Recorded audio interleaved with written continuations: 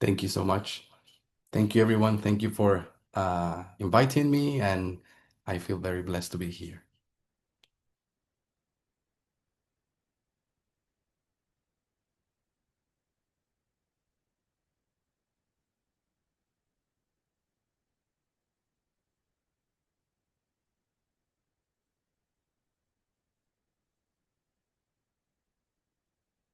Thank you. So I understand that most of you are familiar with the messages of the Sunday Law,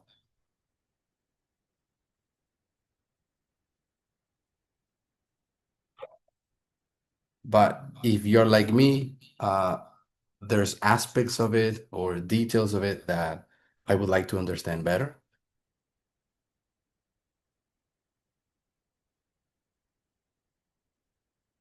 So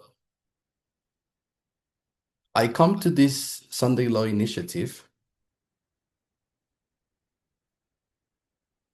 with my own baggage, meaning my own experience. That's what I'm trying to say.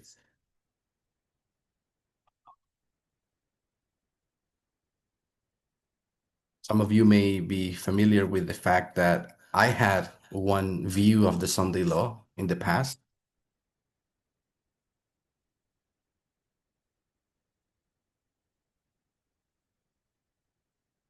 I think we all saw in the last year and even 2024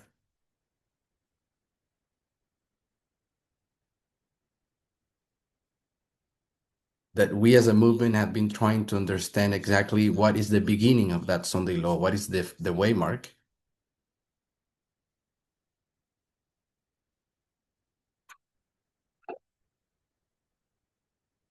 And I think that something pretty unique happened,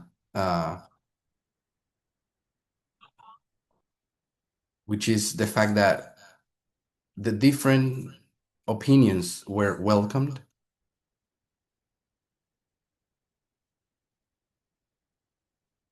Uh, People sit down and talk to each other,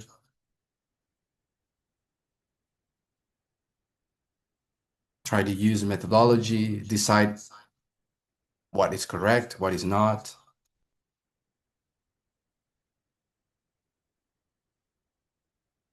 And it was something that was done for everyone. Like all ministries had this experience. So last year at the ICM in France,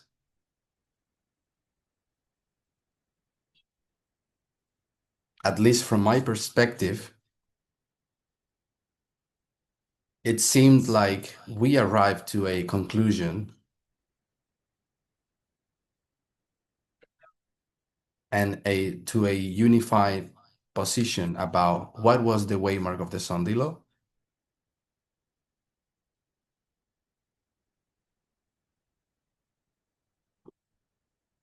And how we were certain using the correct methodology.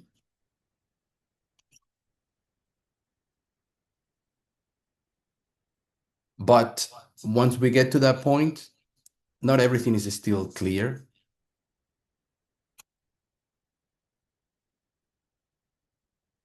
So that's why I'm understanding we are in this process because there's still things to be understood.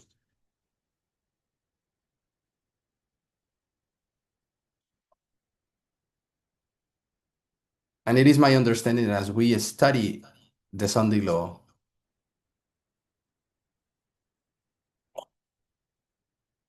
this will ultimately take us to the direction of our next focus.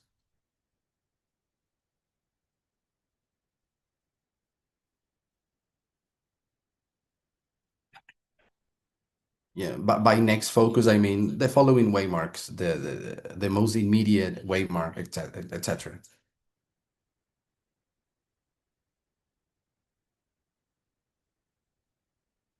There's only safety in our understanding of any future waymark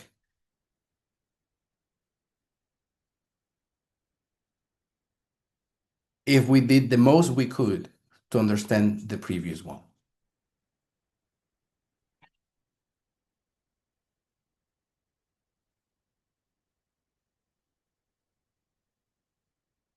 I have received some questions about the Sunday law that I have. Um, I probably won't be able to answer all,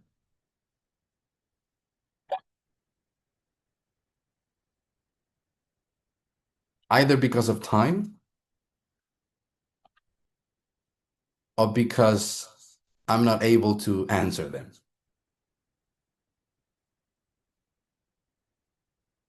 But before we do that, I I would like to know the opinion of some of you.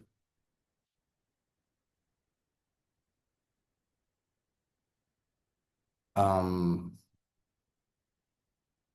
like, is everyone uh comfortable with the understanding that we have about the Sunday law today?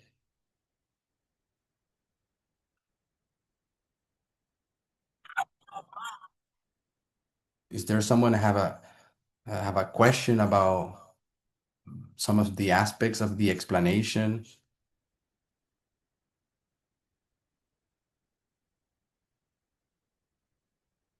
Or someone who still doesn't even see uh, why it is July 18th?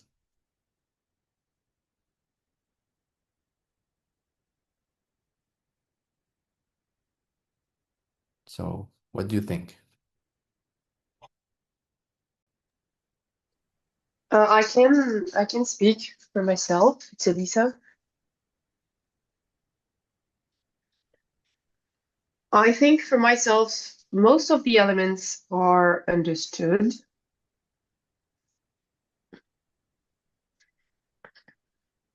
in terms of like it's July 18. Ce que je comprends, c'est par rapport au 18 juillet. Oui.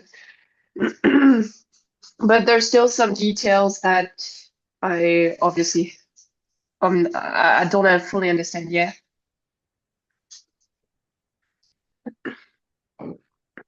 And but to now, I don't have questions as of right now, but usually they come along the discussions.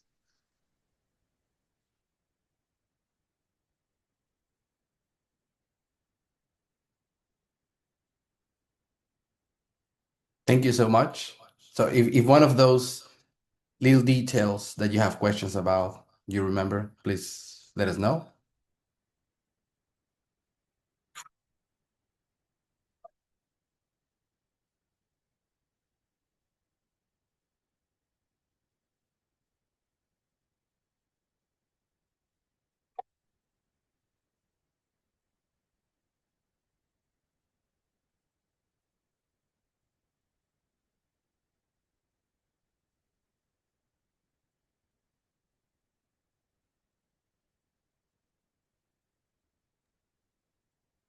So I still have issues understanding Trump being the Oval Office. Et t'as dit quoi la suite?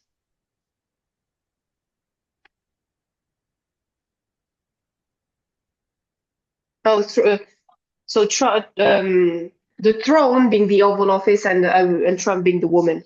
Still have issues wrapping my head around this part. I get it. That's a good point.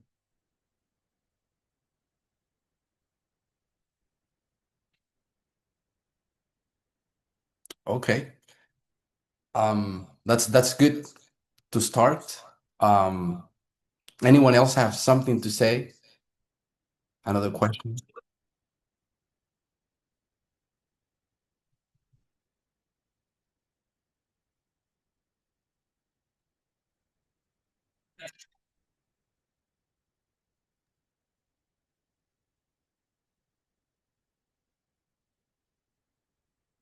Another question I have, so I'm not sure if you'll be able to answer it. I asked it to the other speakers, but they didn't have time to answer it.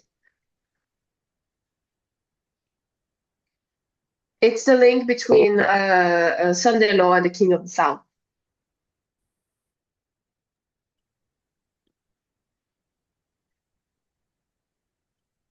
But for now, none of the four speakers had time to answer my question. Can you say the question again, the specific So question? it's what's the link between the Sunday law that we know now and the King of the South? Okay. Okay, that's a good one too. Uh,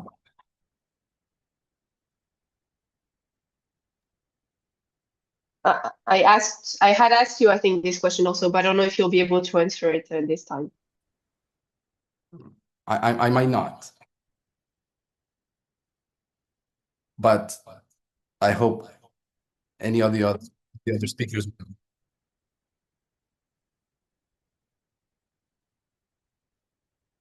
Well, I will share my screen.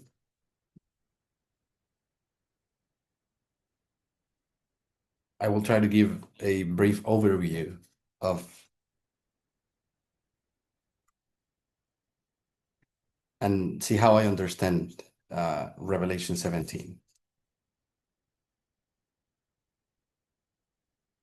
To begin with, in my own experience, I had an idea about the Sunday law previously.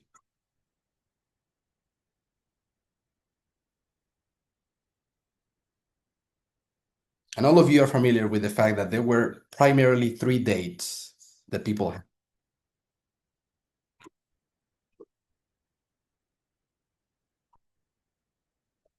It was July, November, or January.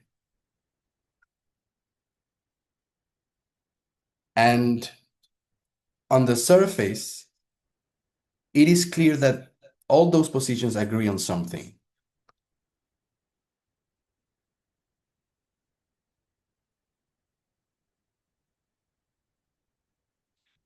The word that it was used during the ICM was, it is this election cycle.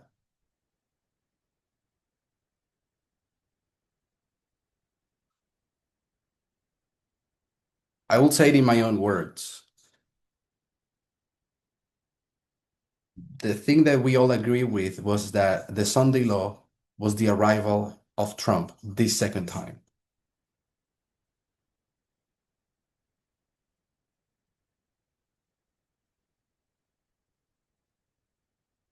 There was no question about it. Like the Sunday law, it's now, and it's going to be the period of Trump.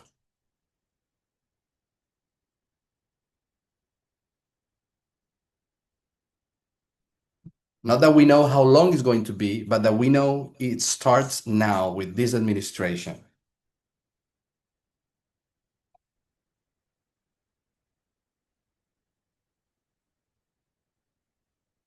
That's when the word election cycle comes along.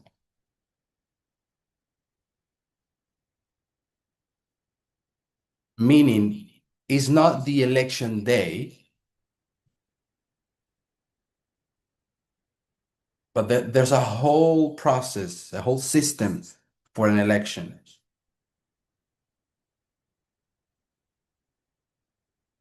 In order for any country, but specifically the United States,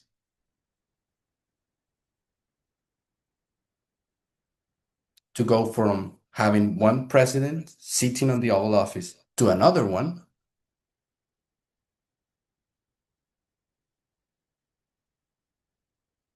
isn't as simple as simply voting one day and then we change presidents.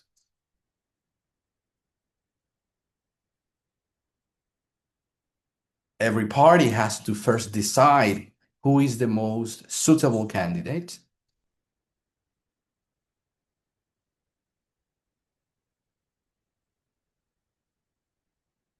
After those battles of primaries, the parties choose one person.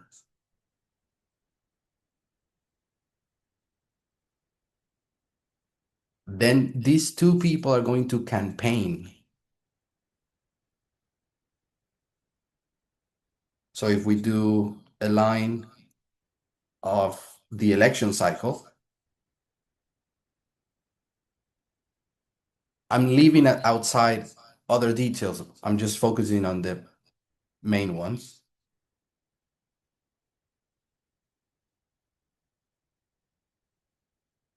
So we said we had the primaries.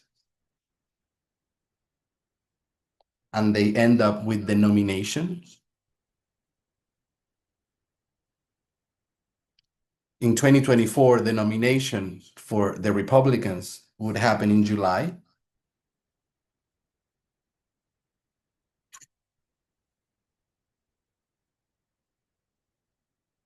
And for the Democrats was August, the following month. And this moment begins the campaign. Now there's two formal candidates running for the presidency.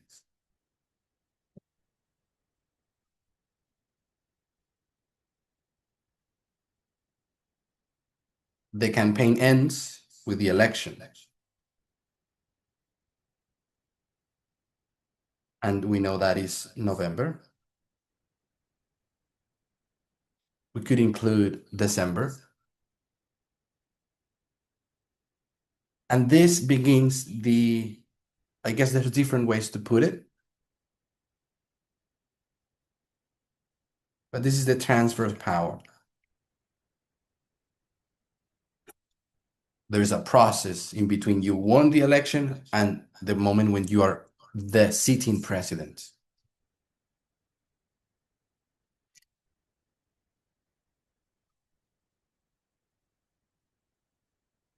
And it'll end in January the 20th.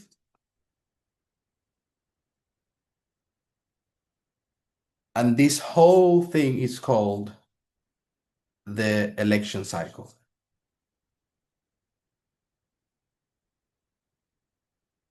So we need to choose whether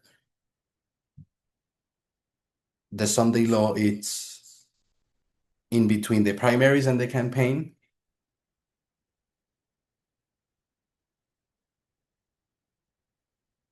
whether it was November or January. And that's when I had my own theory and I was thinking, oh, I think it fits with January.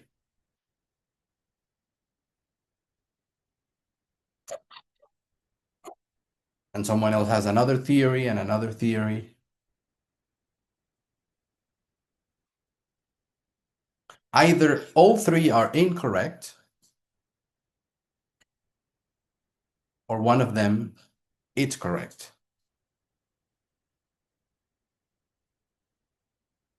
And that's when we have to choose what I call, what is our source of truth?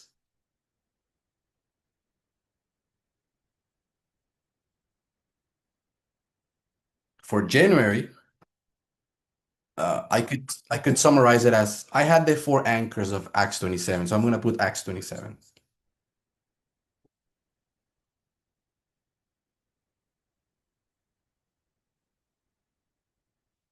I'm not very familiar with the proofs for November.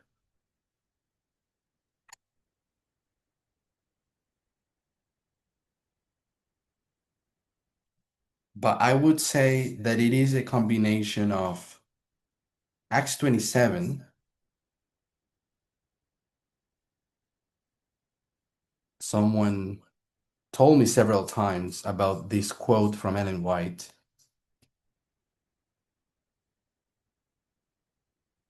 where she speaks about the moment of shipwreck. And she said something about they arrived to the island in that rainy November, something like that.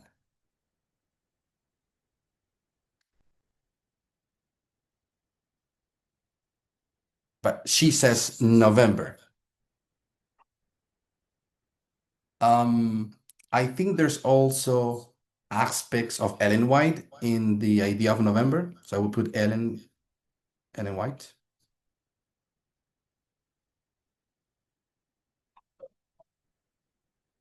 I think we as Adventists are familiar with some of her quotes.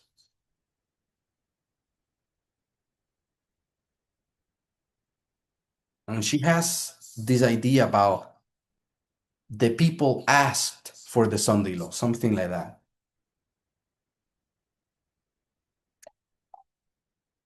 Like it is something that people ask for, and then someone gives it to them. That's when it makes sense. Yeah, it has to be when the people elect him.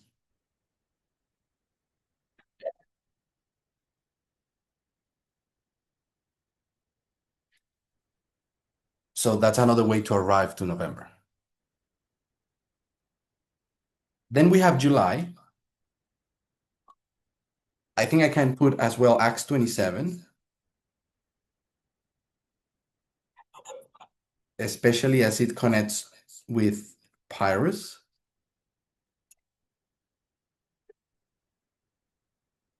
So within the story of Pyrrhus, we have, I'm going to put QFMG.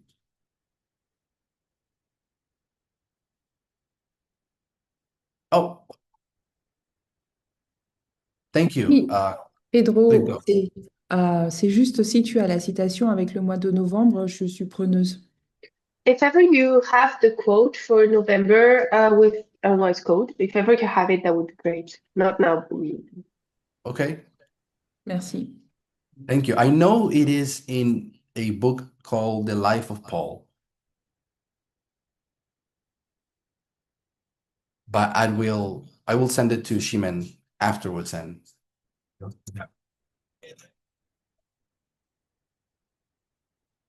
so you see at this point, and we experienced during the whole 2025 year,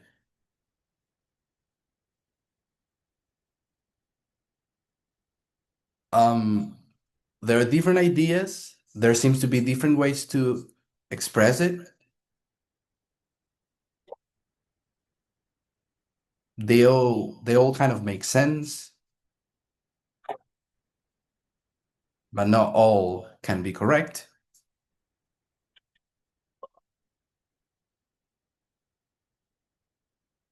So I will say this, even though maybe it wasn't said by anybody.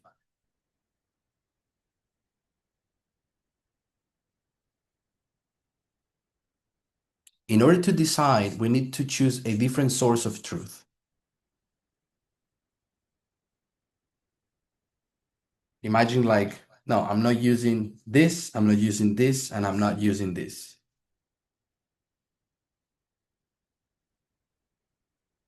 Not saying that all three are incorrect, but saying there has to be another way to arrive to the correct date.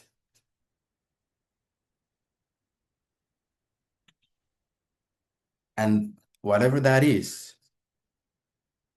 it has to be based upon Daniel and Revelation.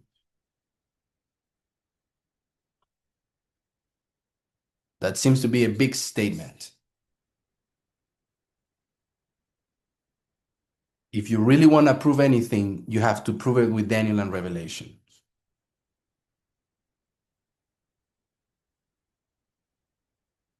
What gives me license to make that statement? What do you think?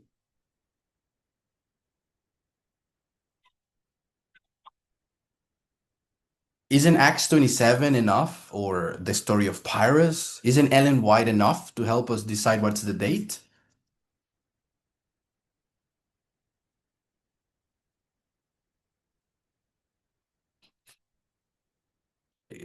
I heard that someone posted a quote. Thank you. How can I be so sure that if we're going to prove anything, we will have to do it with Daniel and Revelation?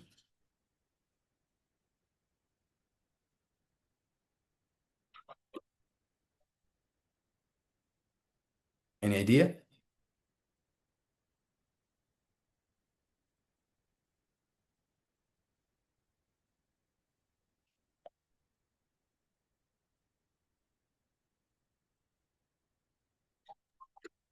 Because it's the same book and both talk about the end of times.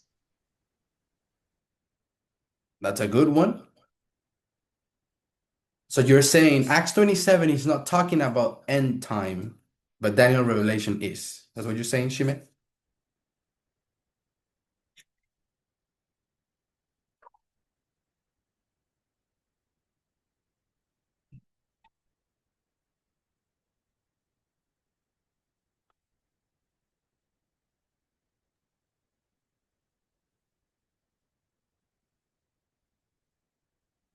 I think that in every book of the Bible, there's a notion of end of time or end of great controversy.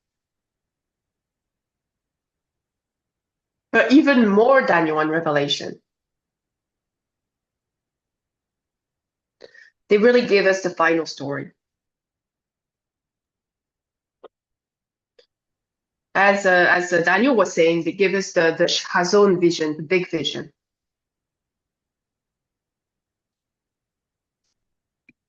And both those books are complementary or even the same.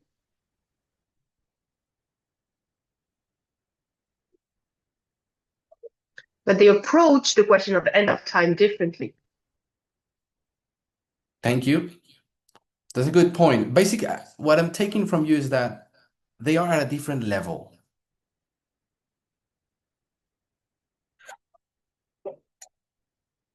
Like Daniel and Revelation is up here, and in terms of prophecy, and then the other books are below.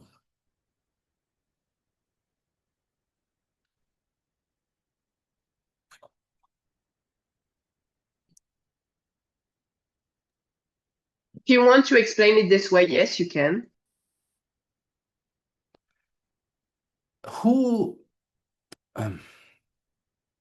what is the source of the information, for example, contained in Acts 27? Where that information came from?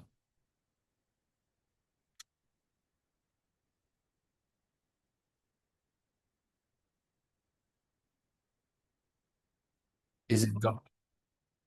Is it for you or for anybody? Like, where does that thing came from?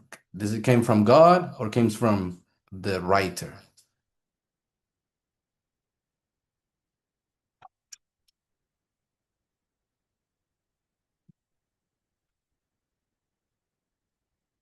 We know Luke is the writer of Acts 27.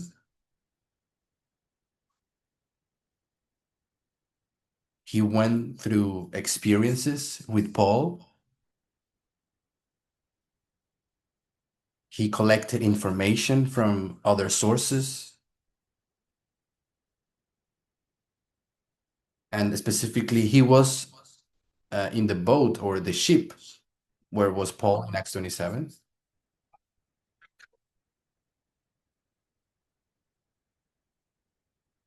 And all he did was explain and talk about the story.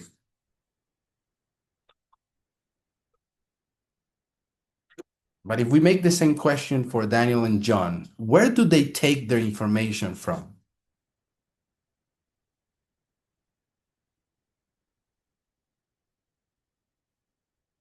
Is it experiences they had, ideas they had in their mind?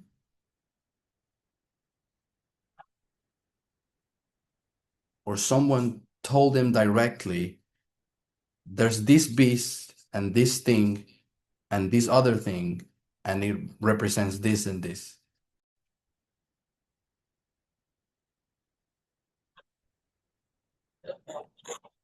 So I would say that the main difference is that, for example,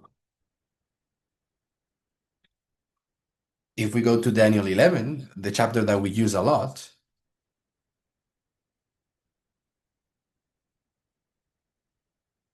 if I'm not mistaken, I think it's Gabriel speaking to Daniel. And I think it is also Gabriel and sometimes Jesus speaking to John in the book of Revelation.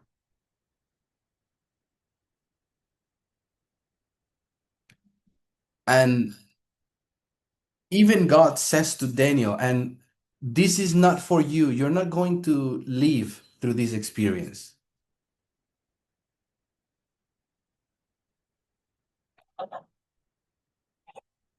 Seal the book is for the time of the end. So it's like it was a book written to talk about the time of the end.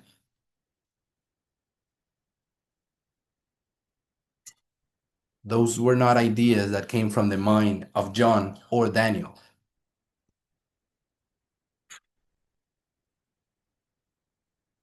They were told what to write. So that's how we see. Definitely Daniel and Revelation is a different thing.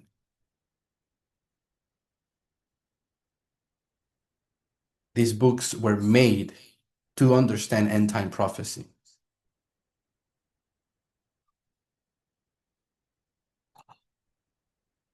Anything else that we have done, it's application.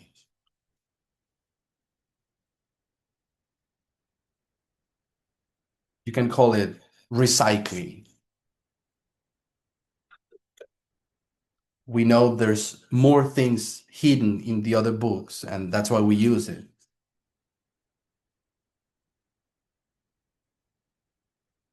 But that wasn't their original purpose.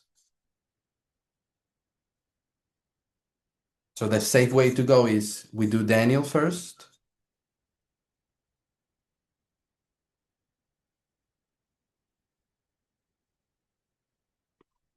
or Revelation, and depending on what we understand from that, we interpret the other books.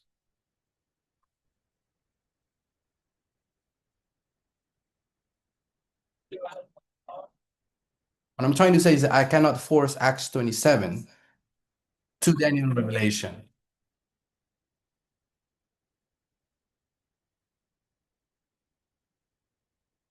It has to be Daniel and Revelation who determines what Acts 27 is saying.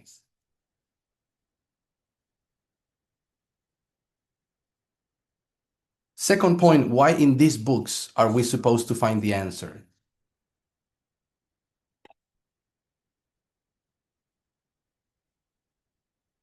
Where does the idea of a Sunday law even come from?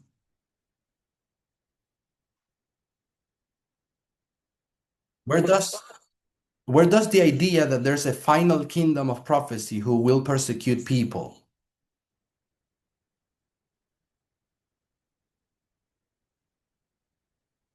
The whole thing, it's from Daniel and Revelation.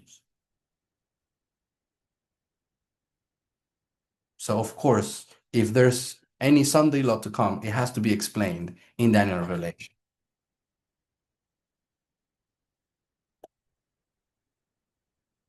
And so the second thing that happens is, well, let's go to the places where we find the Sunday law.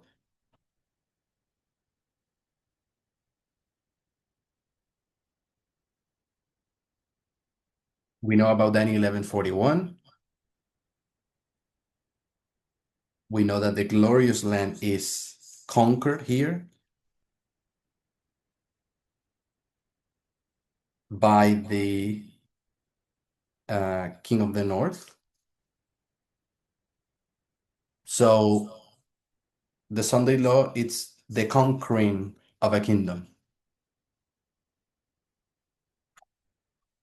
At some point before the Sunday law, the glorious land is not conquered.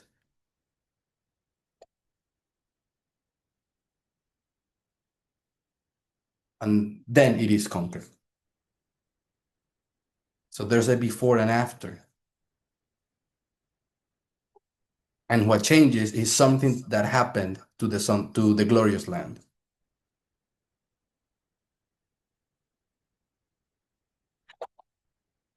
But there's no much else. How can we decide when?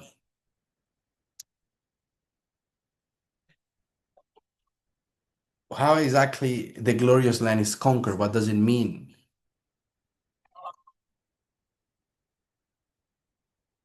It is, of course, a useful chapter, but we say we need a little bit more than that. So then we go to Revelation 13, the other famous chapter. We do the line. We put the Sunday law again. We say lamb here, dragon here. This nation of the USA something happens to it that it stopped being a lamb and now becomes a dragon. But when is it? Why is not 1989? Why is not 2001 and the Patriot Act and all the powers that Bush had?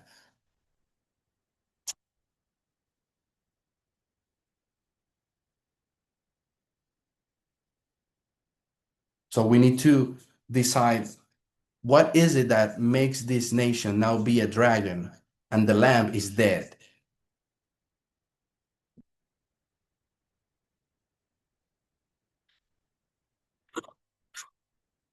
And that's when we go to the chapter that Adventists are pretty scared about.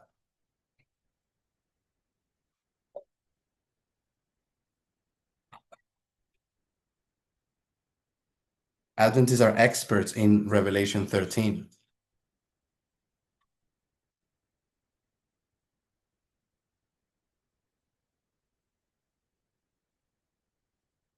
But then in Revelation 17, things get a little bit complicated.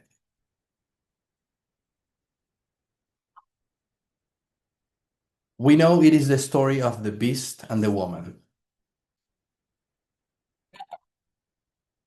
So I say this is the beast.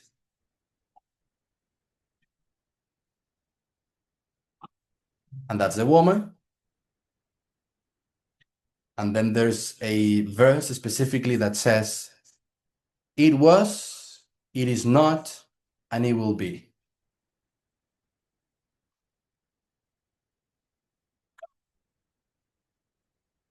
So it was, this is past tense.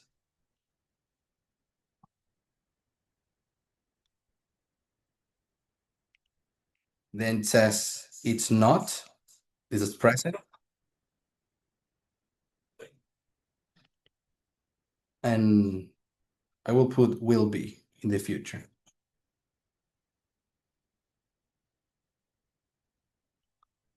So then we go and say, okay, we have a beast with the woman.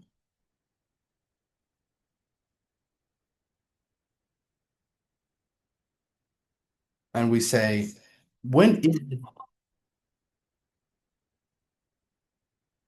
Yeah. Yes, I'm talking about her state.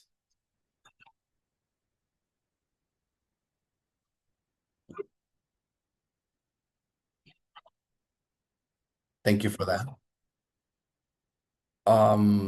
So that's verse 8. And we need to determine when is it that it was, that it is not, and that will be.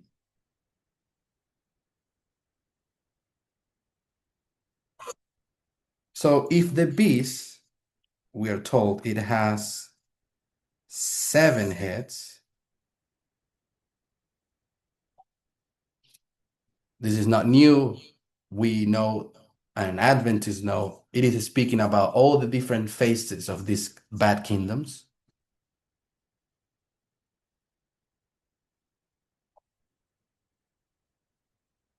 All of those dispensations. And it is pretty easy to see that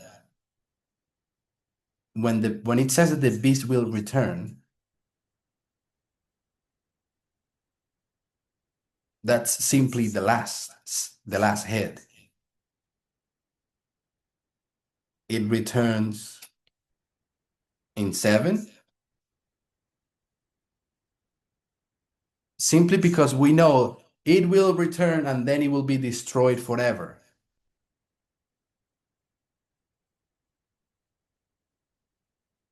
So the final coming back, the final comeback of the beast has to be the last moment.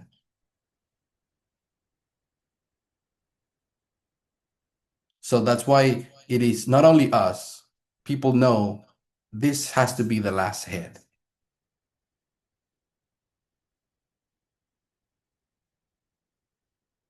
So it had to be the 7. If we go backwards, the period when this beast is not has to be the 6.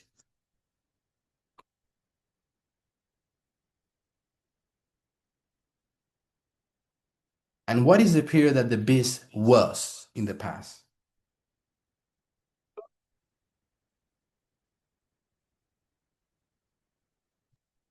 « 538-1798 ».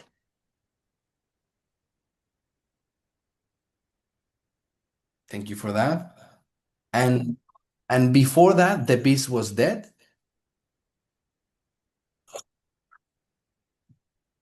Non, elle était en vie.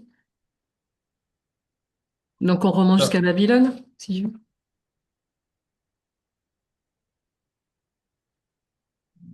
So we could say the beast was from 9 to 5.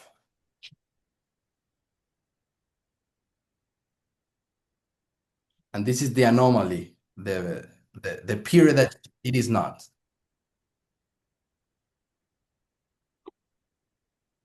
Is that okay?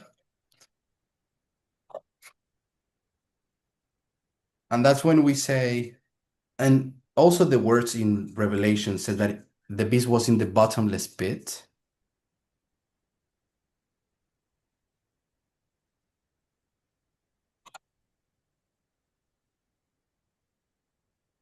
The symbology helps us see that it's saying that it is alive.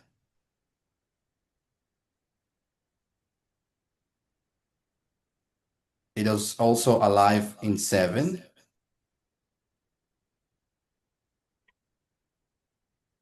But it has to be dead during 6.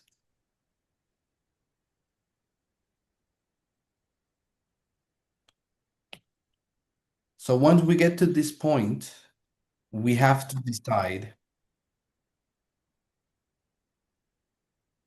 I will put the beast was alive during 5, during 1 to 5.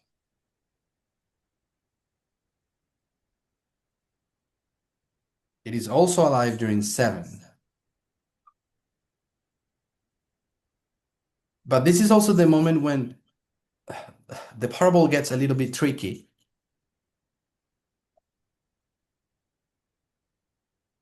Because if we are very clear what the chapter is saying, is that the beast, it's always, so I can make it as big as the line.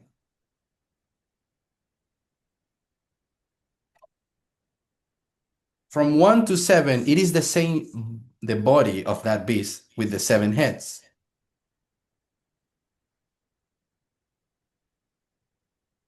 But then it is the heads that become the symbol of each specific dispensation.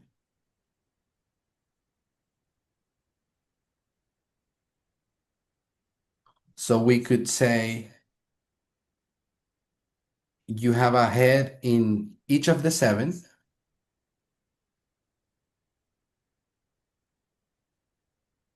And the 6th head is the moment when the beast is dead.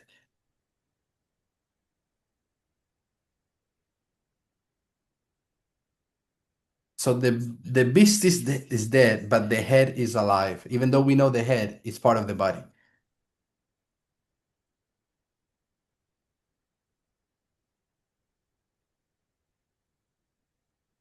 So this is just for understanding that if we try to apply real life logic to how the body of this beast works, it doesn't make sense.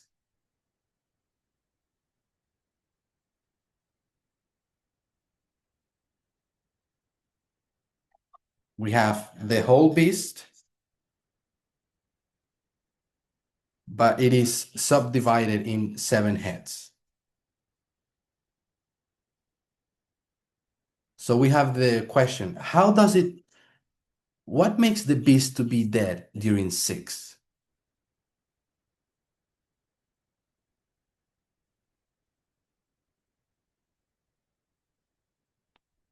What do you all think?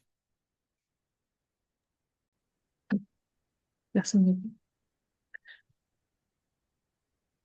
Ben, on a appris Well, we learned que que la bête, elle est vivante that the beast is alive quand, quand la bête, ou quand la tête, pardon, quand la tête adopte les idées de la femme.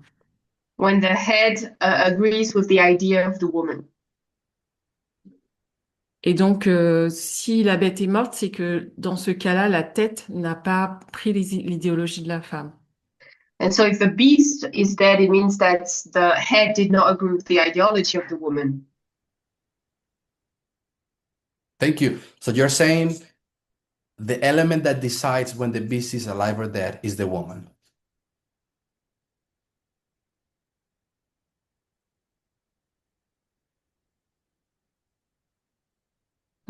Oui. And that seems to be the logical conclusion, because that's the only thing that can make this sixth head be the moment when the beast is not alive. That conclusion would be the only way we can say, yes, there's still a sixth head of the beast,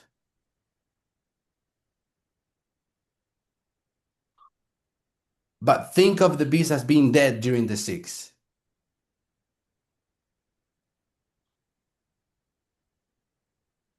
And the only thing that can make the beast different in the sixth is if the woman is not there. Je dois ajouter si la mauvaise femme n'est pas là. I want to add if the bad woman is here. Okay. Yeah, good. There's only a bad woman in Revelation 17.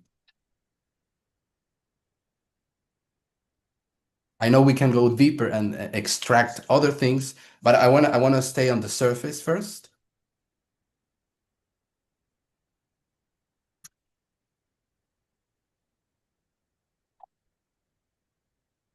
So we have talked about this several times already.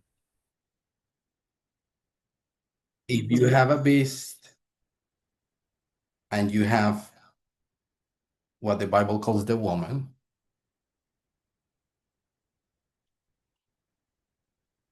there is a natural. This is a story of a natural phenomenon. In human history, we used animals. We sit upon them.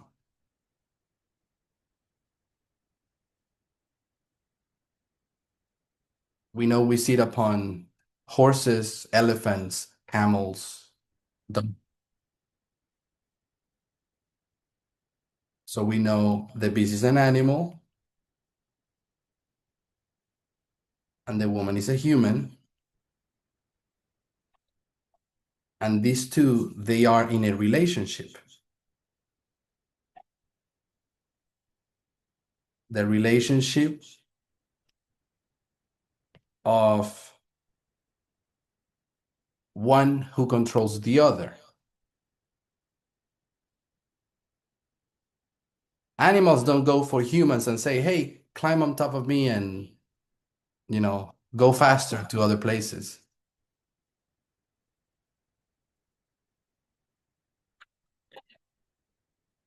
The interest comes from the human element. They are the ones who want to go there.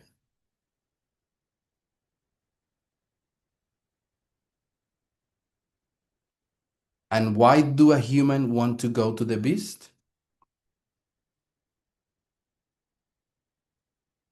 What does it have to offer? What does the animal have to give to the Qu'est-ce que human? l'animal doit donner?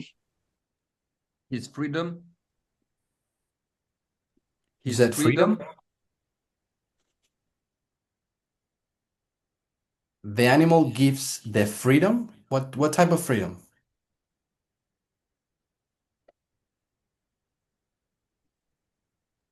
Because otherwise, because the human has to I forgot the name, but has to dump the beast before riding it.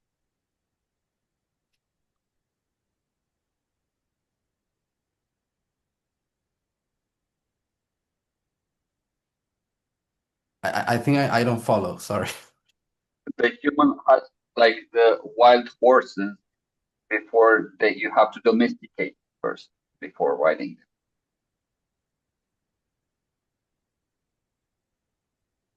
And why would a human want to domesticate an animal in the first place?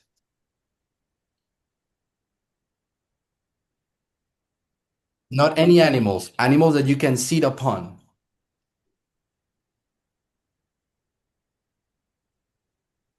Because otherwise you cannot use them in their natural way. And what do you want to use them? I'm sorry.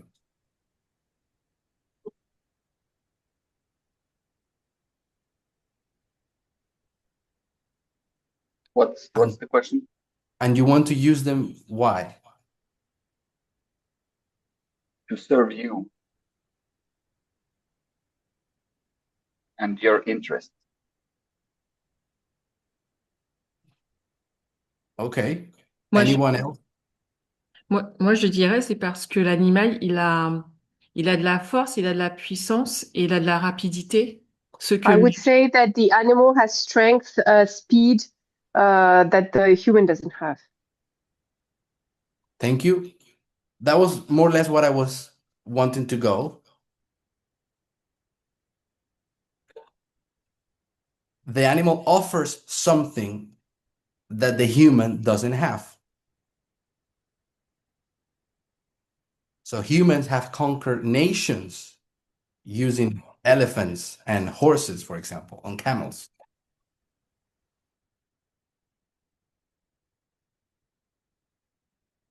You could say humans can kill more people and conquer more nations.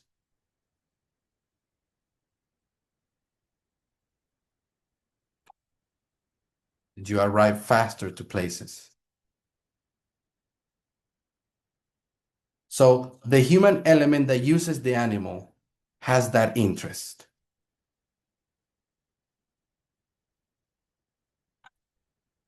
I want to use it. So if we are in the middle of the sixth kingdom,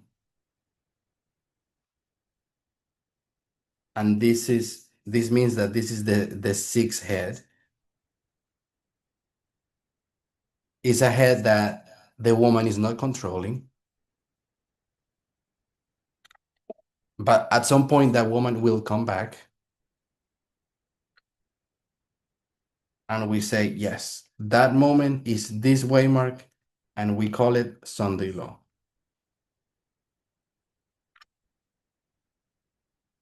So it is already very different to the other two chapters, but at the same time, similar. There's a transition when the glorious land is not conquered, and then it is.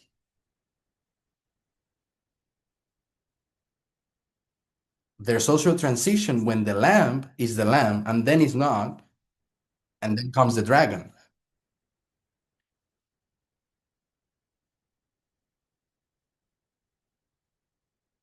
So there are transitions. We're saying, yes, here there's a transition as well when the woman comes back.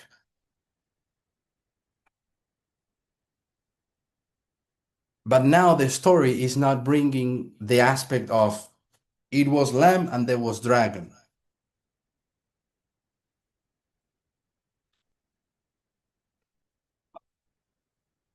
Or when the glorious lamb was free and now is not.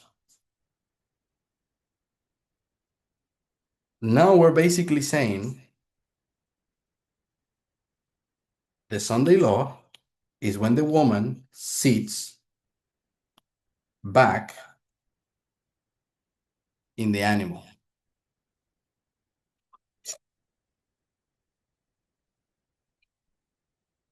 So this entity that we said that was dead, that was called the beast, was dead because the woman was not controlling anything.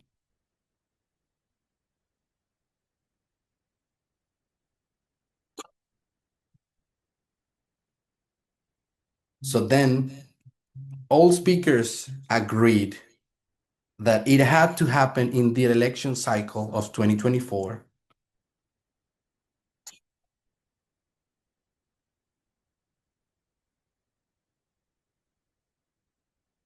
And everyone knows that it has to do with the arrival of Trump the second time.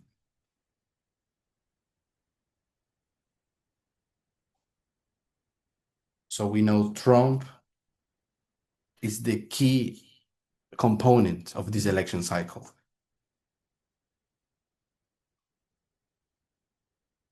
If it was another Republican, like from the old school,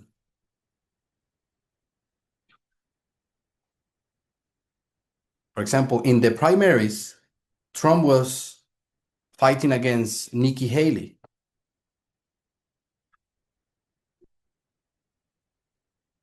However conservative Nikki Haley might be, if she was the candidate, you can be sure we would have never said that the Sunday law was 2024.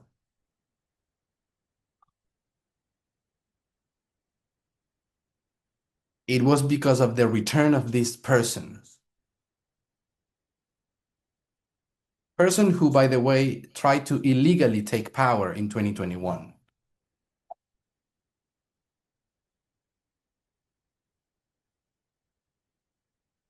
So now he's back. And now we have to interpret Revelation 17.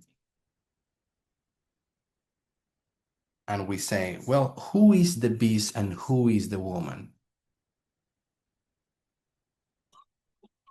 I don't want to go through all the steps, but it's pretty easy to see the beast has to be the government, the seat of government.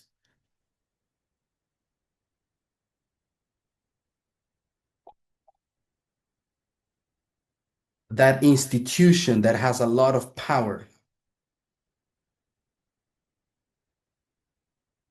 That's what's useful. That's what the woman wants. Then we need to know, well, who is the woman? At some point, I thought the woman was simply, I don't know, MAGA or Trump supporters.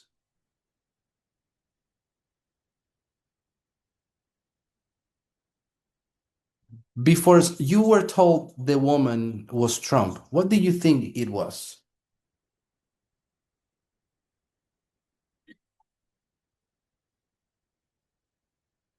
Any of you? What ideas you had about the woman? What was it?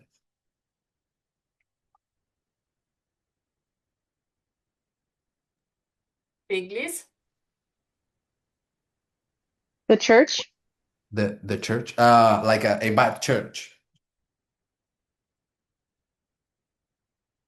What church specifically? Oui, la mauvaise femme. Yeah, the bad woman. And what church did you think it was? La Rome papale. Papal Rome? Okay. So papacy. You would include the Protestants in any way?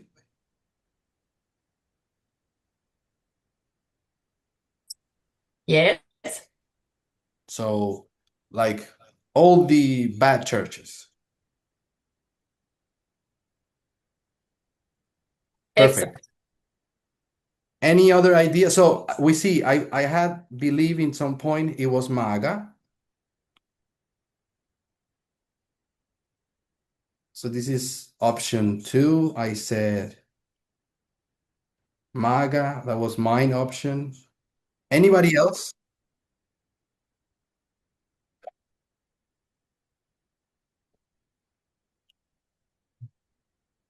What did the rest think? What was the woman?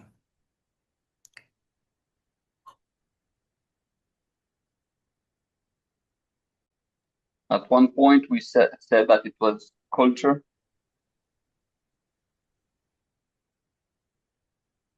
That one is interesting. Culture. J'inclus So- aussi dans la culture, Pedro. J'ai inclus aussi une forme de nationalisme. Après, j'ai pas vraiment pensé que c'était ça. Mais je So I l'inclus. also include in culture a type of nationalism. I don't think it's that, but Je l'inclus dedans, dans la culture. À un I moment, include il a it. fallu définir, ouais. Se dire, est-ce que le nationalisme n'a pas une forme de pensée, d'idéologie, quoi. At some point when we had to define what it was and in culture, we maybe were asking ourselves, okay, does nationalism have a part in this somehow? Okay. And we could put nationalism, sexism, and all the bad isms, right? Oui.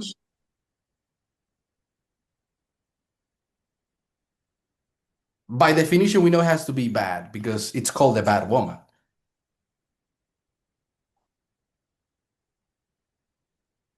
So there's already something interesting going on here.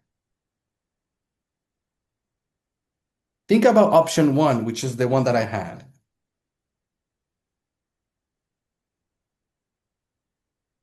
MAGA is not a person, it's an ideology. Papacy and Protestantism. Is it an ideology or is it something else? What is it? Bah, c'est un groupe de personnes qui a une idéologie. It's a group of person who has an ideology. So it's not the ideology itself. And because we are not sure if we're going to call them group of people or one person,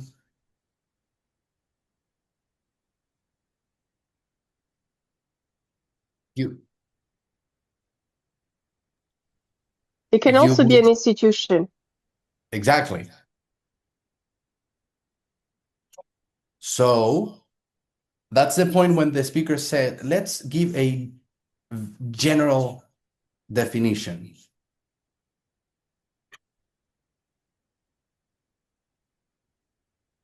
Let's call this entity. Meaning it's not an ideology, it's something that has an ideology.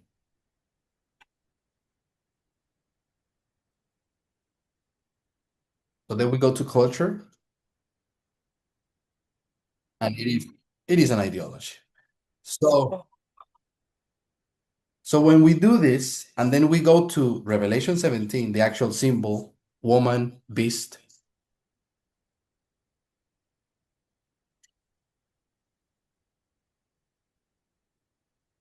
Of the two symbols, one, we know for sure it is a political institution that has a lot of power.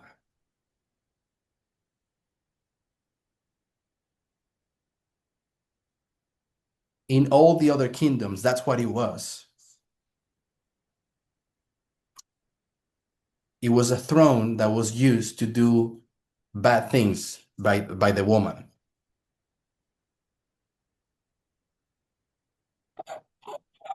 Today it's no longer called throne because we live in, I don't know, in a more democratic world.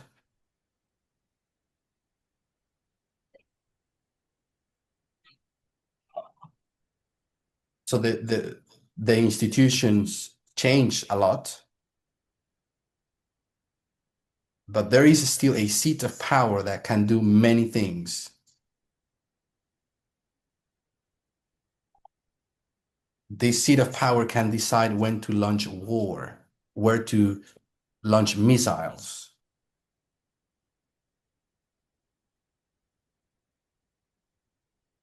This seat of power can even decide when to finish this earth just by clicking a button. We know that.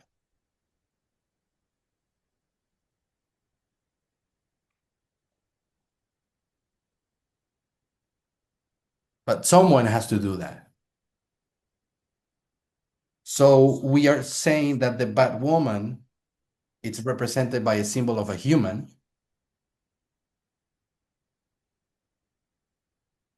It's a human, an ideology, or an entity that has ideology.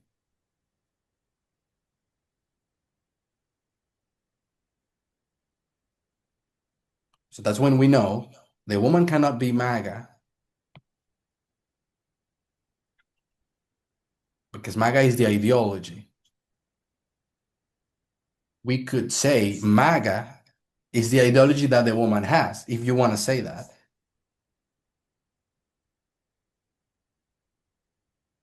You could say the culture, but that's not the woman.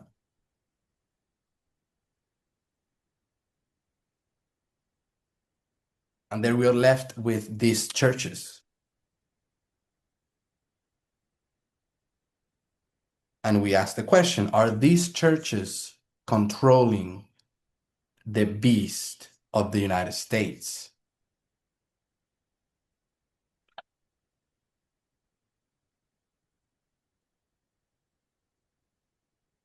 Let me put a third option.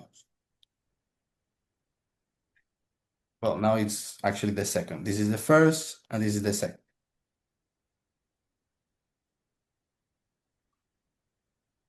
What if I simply say the woman is the voters?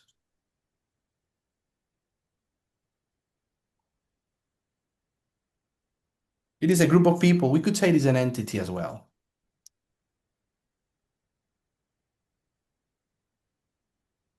Those voters wanted this president to be in power.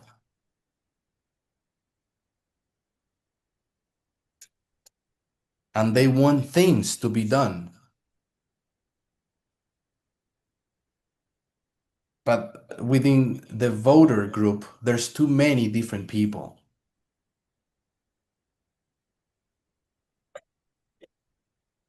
With many different desires.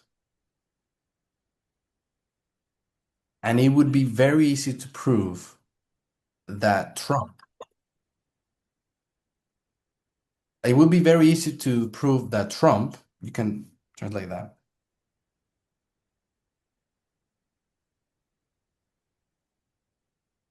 isn't giving everything that the voters ask for.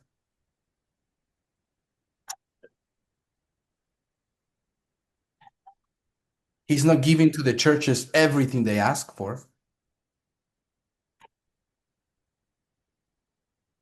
He's not giving everything he's the people who want, do you remember the Epstein files?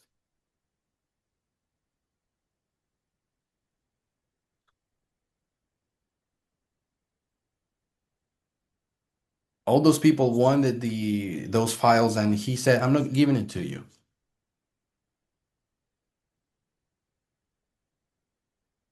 The point I'm trying to make, for the woman to qualify as one of these two options, they have to have full control. Of what? Of the office. I'm going to call it the Oval Office.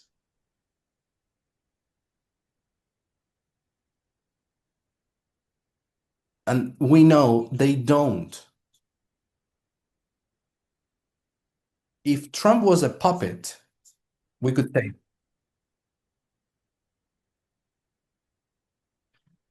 but he has proven time and time again that at the end of the day, he's going to do whatever he wants.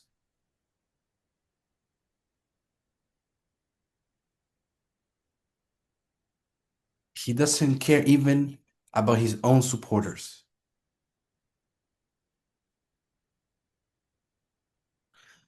So when everyone talking about the Sunday law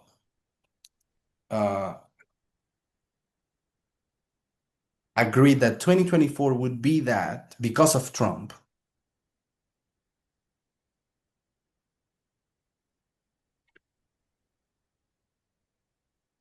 was because either they believed Trump was being controlled by something really bad,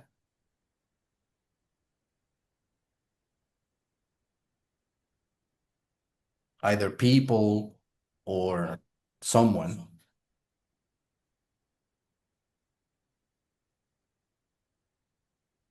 or because himself as a person, he is that bad woman.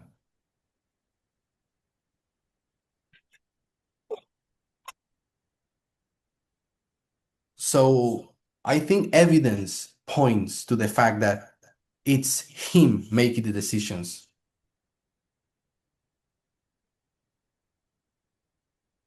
He only do things when it benefits himself. We have a question.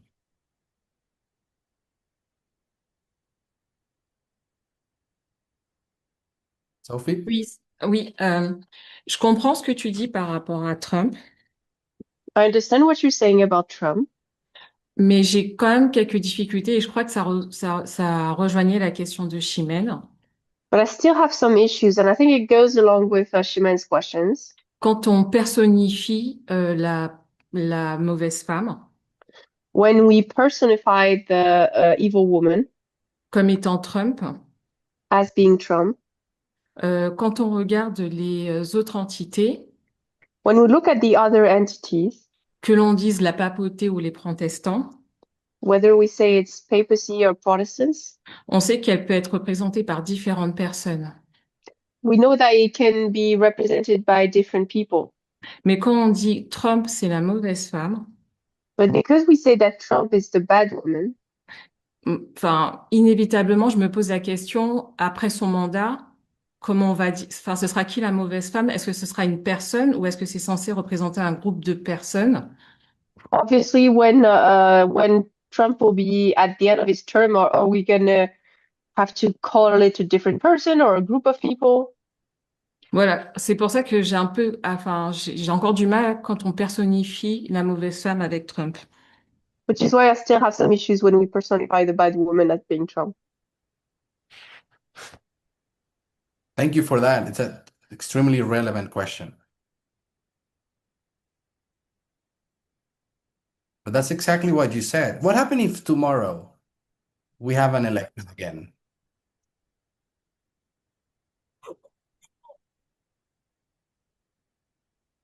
And the winner is, I don't know, Michelle Obama.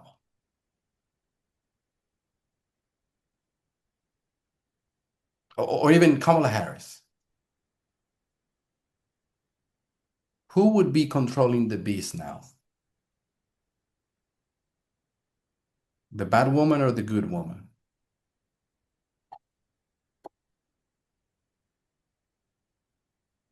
Aucune. Puisqu'on a dit que quand c'est la bonne femme, il n'y a pas de bête. Because we said that when it's the good woman, there's no beast. Right. We will have to say that the beast died again. Mais And we en would imaginant have, que ce serait, je dis des bêtises, comment il s'appelle son président adjoint? Voilà. Mais imaginons que ce soit J.D. Vance. But let's imagine that it's J.D. Vance, for example. exactly. What would it be for you? Would it be still the beast and the bad woman or a different thing? Pour moi, oui.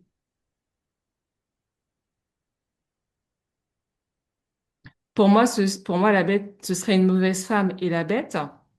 For me, it would be a bad woman. And the beast, Mais est-ce qu'on continuera à personnifier en disant que la mauvaise femme, c'est J.D. Vance ou est-ce qu'il représente, lui comme Trump, quelque chose d'autre? would we continue and say that J.D. Vance would be the bad woman, or would we say that Trump and him would represent something else? I think J.D. Vance will be the bad woman. And this is not new. Let me put it this way. Oh, we just finished. Well, we could stop here and then just pick it up. I think is a good place to stop. How do we do? Should I pray or we just stop? Okay. Dear God, thank you again for the precious opportunity of studying together.